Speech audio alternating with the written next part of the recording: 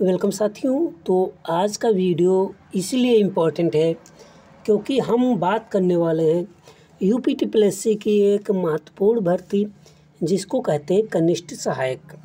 कनिष्ठ सहायक की भर्ती 2016 में 2 बार आई थी। उसके बाद कुछ अनियमितता के चलते यहाँ पे सरकार चेंज होती है और फाइनली यहाँ पे देखने को मिलता है कि सभी भर्तियों पर जांच शुरू हो जाती है।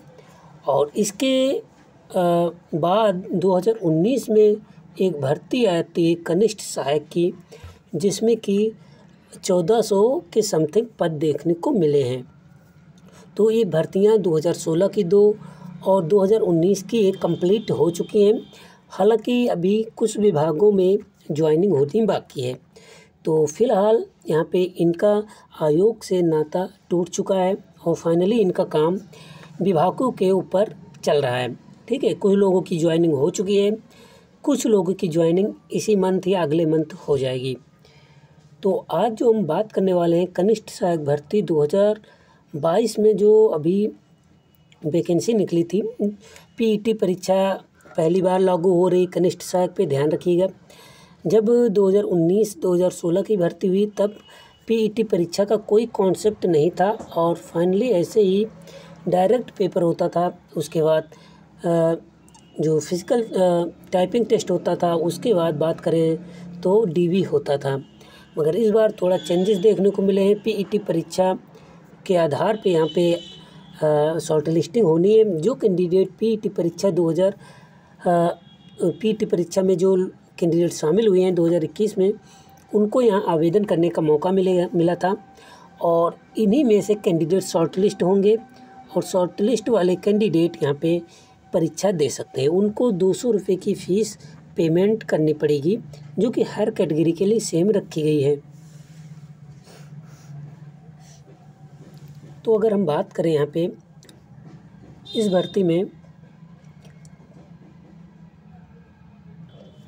भर्ती में कि कब तक मुख्य परीक्षा होगी और मुख्य परीक्षा में क्या सिलेबस पिछले जैसा रहेगा। सिलेबस हालांकि रिलीज़ कर दिया गया है और एकेडमिक के नंबर यहाँ पे तो सिलेबस पे डिस्कस ना करेंगे।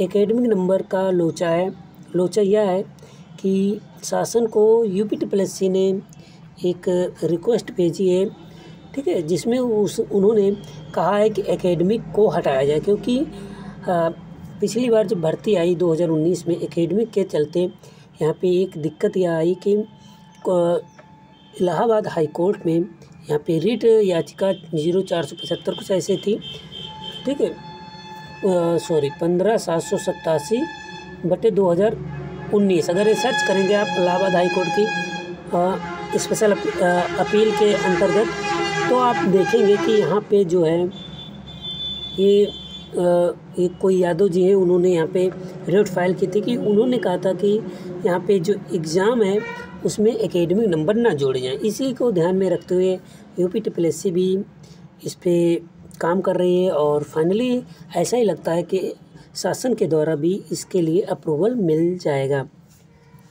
तो अगर यहाँ पे हम बात करें अप्रूवल मिलने के बाद कितना टाइम लगेगा। अप्रूवल मिलने के बाद आपकी शॉर्ट लिस्टिंग हो जाएगी, सिलेबस रिलीज़ हो चुका है और हालांकि चांसेस यही हैं कि आपको आने वाले 10 से 12 दिनों में आपको शॉर्ट लिस्टिंग का रिज़ल्ट आता हुआ दिख जाएगा। आप ज़्यादा ना खुश हों कि 10 से 12 दिन में ही शॉर्ट लिस्टिंग का रिज़ल्ट आ जाएगा। ये रिज़ल्ट आने के बाद भी आपको अभी कितना टाइम लग सकता है। अभी इस रिज़ल्ट आने के बाद मैं मिनिमम में कह रहा हूँ 1 साल का टाइम लग जाएगा, जैसा कि पिछली भर्तियों में हुआ है।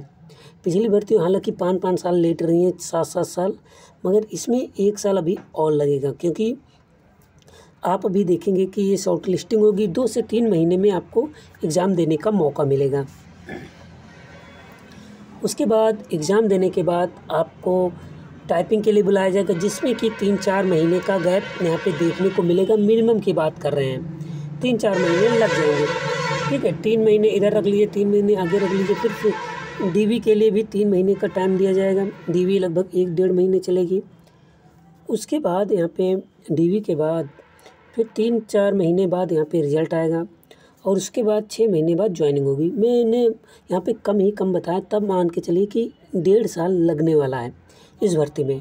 तो जो लोग कहीं ना कहीं जॉब कर रहे हैं और कहीं ना कहीं सिलेक्टेड हैं, जैसे मेरा कि कनिष्ठ सहायक में पहले ही सिलेक्टेड हूँ, तो मैं इसमें मैंने हालांकि फॉर्म डाला था, मगर मैं यहाँ पे एग्ज़ाम देने वाला नहीं हूँ। तो इसलिए जो लोग भी कहीं भी शॉर्ट लिस्टेड ग्रुप डी में सिलेक्टेड हैं, तो यहाँ एग्ज़ाम देने से बचें, क्योंकि 1 साल का 1.5 साल का आपका प्रोग्राम है। इसमें आपको बहुत सी समस्याएं देखने को मिलेंगी। इससे अच्छा आप कोई अच्छी ग्रुप ए की बी की पोस्ट के लिए प्रिपरेशन करें, जिसमें एक अच्छा वेतनमान भी आपको मिलेगा और अच्छी पोस्ट भी होगी।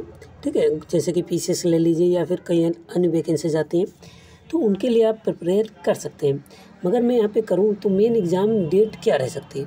मेन एग्ज़ाम डेट जो है जुलाई से अगस्त के बीच में होने वाली है, ध्यान रखिएगा।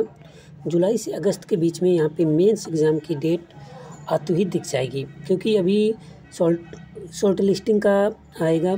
शॉर्ट लिस्टिंग के बाद ही आपका साथ ही आपको एग्ज़ाम डेट हो सकता है मिल जाए, या शॉर्ट लिस्टिंग के बाद आपको मिले कि आपको फॉर्म फिल कर फीस जमा करनी है एग्ज़ाम फीस की मेंस एग्ज़ाम के लिए।